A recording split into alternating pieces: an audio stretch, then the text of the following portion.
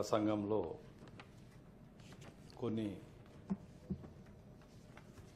అమలు చేయనటువంటి అంశాలు, కొన్ని చేస్తున్న అంశాలు కూడా ఆ పార్టీ మేనిఫెస్టో లాగా వాళ్ళు ఏదైతే మేనిఫెస్టోలో చెప్పిర్రో అవి చేస్తామని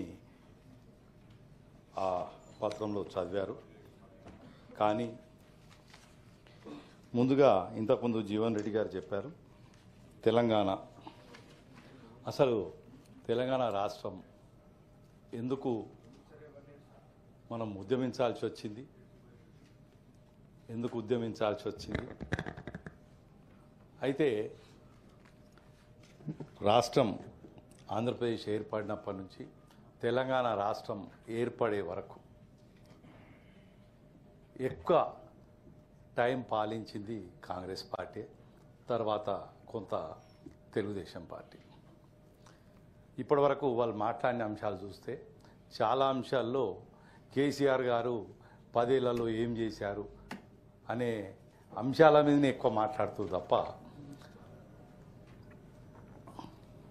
జీవన్ రెడ్డి గారు ఇంతకుముందు మాట్లాడినట్టు, తోటి సభ్యుడు తను మాట్లాడినట్టు 9 అట్టి ఎందుకు చేయలేరు, కాళేశ్వరం ఎందుకు చేసిర్రు అనే ముచ్చట కూడా ప్రస్తావించారు. వాళ్ళు ఒకవేళ 56 నుంచి ఆంధ్రప్రదేశ్ తెలంగాణ ఆంధ్రప్రదేశ్లో కలిసినప్పటి నుంచి 2014 అంటే 1969లో ఒక ఉద్యమం, అలాగే 2001లో మలి ఉద్యమం కేసీఆర్ గారి ఆధ్వర్యంలో ఇవైతే జరిగినాయో, ఒకవేళ కాంగ్రెస్ అప్పటి ఉమ్మడి ఆంధ్రప్రదేశ్లో పాలకులు ఈ తెలంగాణ ప్రాంతాన్ని ఒకవేళ మంచిగా చూసినట్టుంటే అవి ఈ ఉద్యమమే రాకపోతుండే.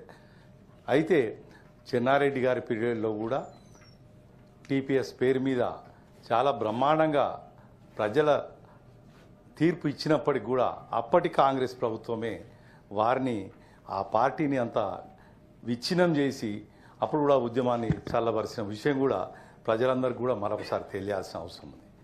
అలాగే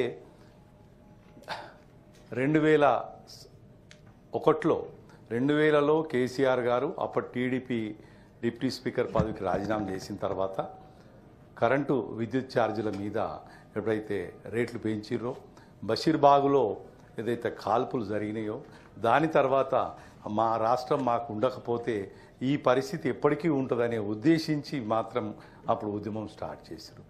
సరే, 69 నుంచి కూడా రకరకాల విభాగాలు, విద్యార్థులు కావచ్చు, ఉద్యోగస్తులు కావచ్చు, చాలామంది కూడా తెలంగాణ రావాలనే ఒక ప్రతి ఒక్కరు కూడా కోరిక ఉండే. మధ్యలో ఇంద్రారెడ్డి లాంటి కావచ్చు, ఇంకా చాలామంది ఒకరు చేసిరని ఆ ముందు చేసిరు.